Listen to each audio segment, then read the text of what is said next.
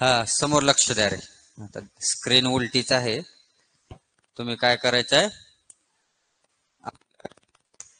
रोजच्या पद्धतीने जे चालू आहे तसं उलटा मोबाईल पकडायचा आणि ऍडजस्ट करायचे.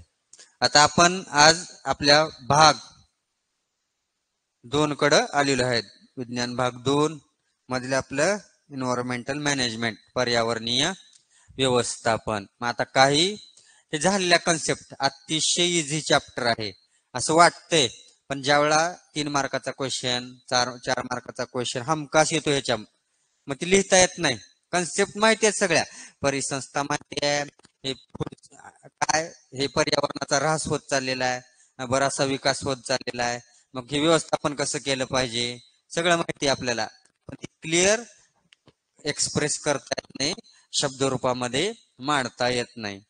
मग सोपा दिसायला मग आपण दुर्लक्ष करतो अशा चॅप्टरकडे, काय सोपा त्याच्याकडे काय बघायचे म्हणतो, पण तसं नाही. त्याच्यातल्या कन्सेप्ट क्लिअर असणं अतिशय महत्वाचं आहे. त्याच पद्धतीनं याच्यावर जर प्रश्न आले तर लिहिता, कमीत कमी लिहिता आलं पाहिजे मनानं आपापल्या. जास्तीत जास्त मनाच्या भाषेचा उपयोग करा आणि तेच आपल्याला काय चांगले मार्क, ते कीच आहे चांगले मार्क भेटण्याची. आता हे चॅप्टर चालू करण्याच्या अगोदर रिमेंबर काय थोडं आठवा, पाठीमागं काय झालेलं आहे. हे कन्सेप्ट झालेले आहेत तुम्हाला 8वीला 9वीला पर्यावरण एन्व्हायरमेंटल स्टडी मध्ये झाले, यूएस मध्ये 5वी पासूनच आहे. तर आता इथं जो आहे काही 4 प्रश्न दिले आहेत. आता इंट्रोडक्शन मध्ये जातो वाटतंय तासच आपला. हे जे 4 प्रश्न आहेत,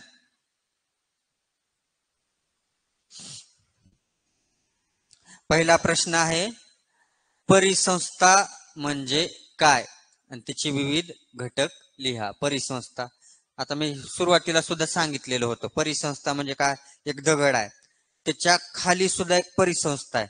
म्हणजे काय मोठी नाही, दगड उचलला, दगडाच्या खाली काय असणार आहे, कीटक आहेत आणि त्याच्यापेक्षा लहान कीटक आहेत. छोटे कीटक मोठ्या कीटकांवरती ती त्यांचं भक्ष्य आहेत, कोण कोणाचं तरी भक्ष्य आहे ह्याच्यामध्ये. परत काय, ते लहान कीटक काय खाणार आहेत, तिथे जे काही प्लांट आहेत, तिथे काही ज्या वनस्पती आहेत त्याच्या खाल्ल्या, त्या झाडांच्या त्या दगडाच्या खाल्ल्या, ते तिथे अवलंबून आहेत. म्हणजे एकमेकावरती अवलंबून आहेत. परत ते माती आली, तिथलं जे पाणी आलं, हवा आली, हवामान, म्हणजे जैविक आणि अजैविक. जैविक म्हणजे काय, सजीव गोष्ट. मग सजीवामध्ये कोण कोण आलं जैविक मध्ये, ते कीटक आले, पक्षी आले, पशु आले, मायक्रोब्स आले, मायक्रो ऑर्गॅनिझम आले, वनस्पती सुद्धा अलगी आले, फंगी आले, सगळे त्याच्यामध्ये चेन राहते, फंगस वगैरे, बुरशी, सजीवच आहेत की. आणि जे काही अजैविक आहेत म्हणजे काय, निर्जीव गोष्टी. मग कोणत्यात निर्जीव, दगड, पाणी, हवा, सूर्यप्रकाश तिथं लागणारा, ते काय आलं अजैविक. मग परिसंस्था म्हणजे काय, कोण सांगतंय. आता आपण इंट्रोडक्शन तर केलं आहे थोडक्यात, सांगा बरं परिसंस्था म्हणजे काय, तुमच्यापैकी कोण सांगतं रे. हा ते झालं. हा एक शब्द रूपामध्ये जर मांडायचं झालं व्याख्या, हा मग हे झाड, हे एक्झाम्पल झाले, हे सगळं मिळून परिसंस्था म्हणतो आपण. परिस्थिती, हा बरोबर आहे. जैविक व अजैविक घटकांपासून परिसंस्था तयार होते. मग याच एक संस्था, एक सिस्टीम, त्यालाच काय म्हणतो आपण, परिसंस्था असं म्हणतो. त्यांचं काय, आंतरक्रियाता एकमेकावरती अवलंबून आहेत.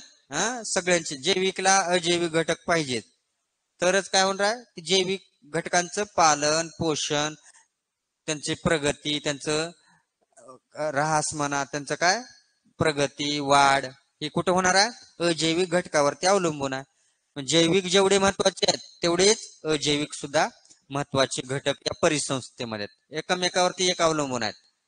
एक एकमेकावर अवलंबून राहणे, बरोबर आहे. जैविक व अजैविक घटक यांच्यामध्ये ज्या आंतरक्रिया घडून येतात त्यालाच काय म्हणतो आपण, परिसंस्था असं म्हणतो. हे प्रश्न सुद्धा काही वेळा येऊ शकतात बघा, परीक्षेत आलेले आहेत पाठीमागे सुद्धा. आपल्याला काय वाटतं इकडलेच येतात, काही कुठलंही विचारू द्या, आपण रेडी असलं पाहिजे. लिहा पहिला प्रश्न, परिसंस्था म्हणजे काय. स्वाध्याय सोडवलो का, चला बघूया नंतर, ऑनलाईन झाल्यानंतर. ऑनलाईनची मंडळी काय करायला लागल्यात, स्वाध्यायाचं एक्सरसाइज आपला सोडवायची होती, केली आहे का.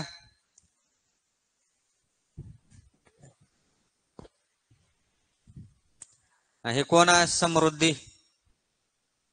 लई चॅटिंग करायला लागली असं बघतो. अवांतर या सिलेबस आपल्या या रिलेशन स्टडीच्या रिलेशन नाही तर बाकीच्या गोष्टीमध्ये ते करू नको.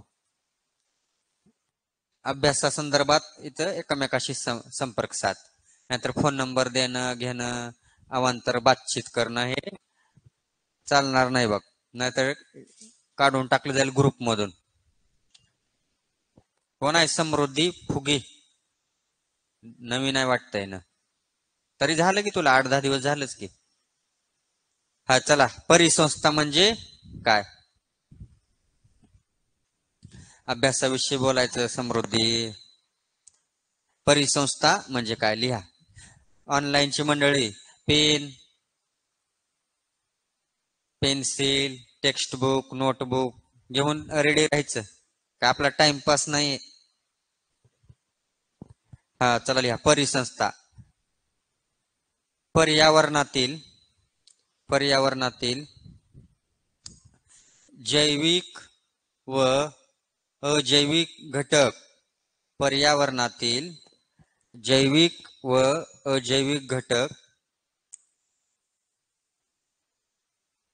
पर्यावरणातील जैविक व अजैविक घटक यांच्यामध्ये, पर्यावरणातील जैविक व अजैविक घटक यांच्यामध्ये ज्या आंतरक्रिया interaction between biotic and non biotic factor, ज्या आंतरक्रिया पर्यावरणातील जैविक व अजैविक घटक यांच्यामध्ये ज्या आंतरक्रिया घडून येतात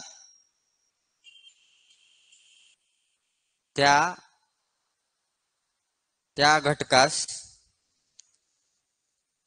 परिसंस्था असे म्हणतात. सगळेच घटक कारणीभूत आहेत त्याला, जैविक लागतं आणि अजैविक एकमेकावरती ते अवलंबून आहेत. कोरिलेशन आहे त्यांचं, सहसंबंध आहे.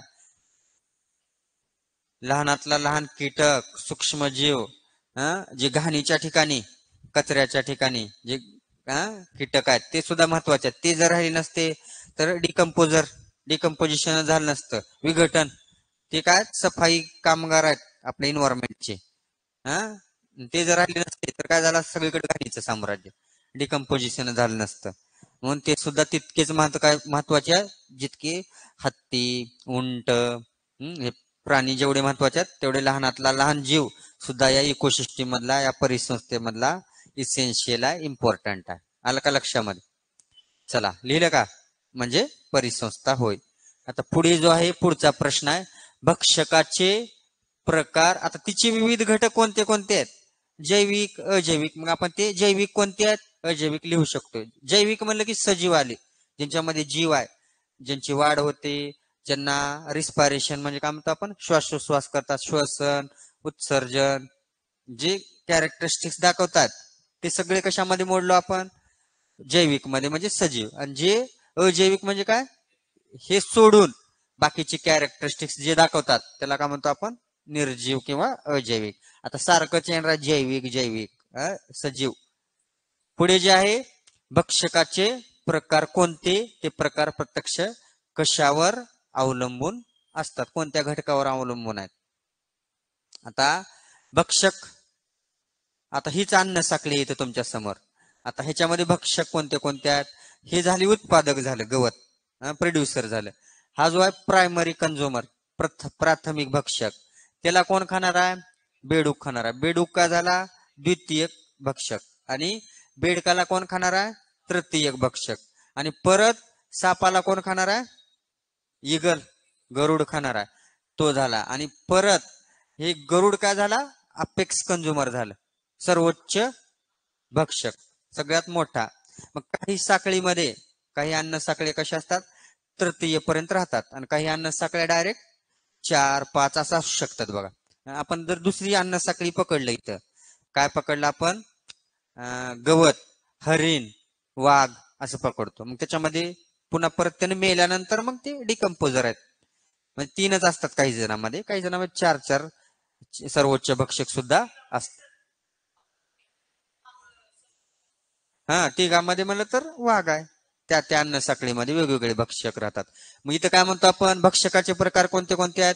प्राथमिक भक्षक, द्वितीयक भक्षक, तृतीयक भक्षक आणि सर्वोच्च भक्षक असे भक्षकाचे प्रकार आहेत.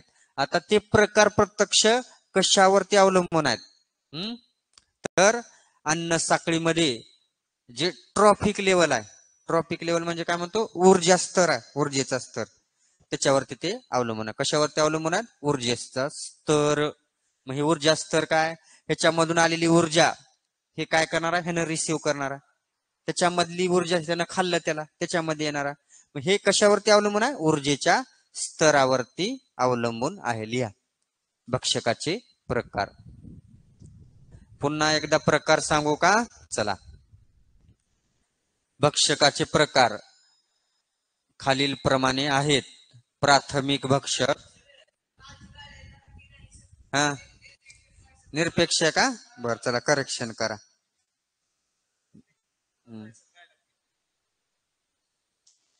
चालतंय, बघा करेक्शन करा व्यवस्थित, चुकू नये. अजून गुगलला विचारा, जीपीटीला विचारा, ये तेच आहे का? चालतंय, बघा बघा. सापेक्ष आर्द्रता महत्वाची आहे, सापेक्ष निरपेक्ष चालतंय. ऑप्शन आला तर बेस्टच आहे, ऑप्शन नाही म्हणल्यावर मग ते करेक्ट लिहावं लागणार आहे. पुन्हा एकदा प्रकार अजून सांगू. प्राथमिक भक्षक, द्वितीयक भक्षक आणि तृतीयक भक्षक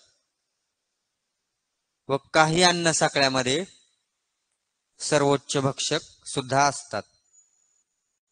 हे भक्षकांचे प्रकार आहेत. आणि हे प्रकार ऊर्जेच्या स्तरावरती अवलंबून असतात. लिहा, हे प्रकार ऊर्जेच्या स्तरावरती, कोणत्या लेवल आहे, ऊर्जेचा स्तर किती आहे त्याच्यावरती ते अवलंबून आहेत. अवलंबून असतात ऊर्जेच्या स्तरावर. ऊर्जेचा स्तर हे असं ट्रॉफिक लेवल, ऊर्जा स्तर.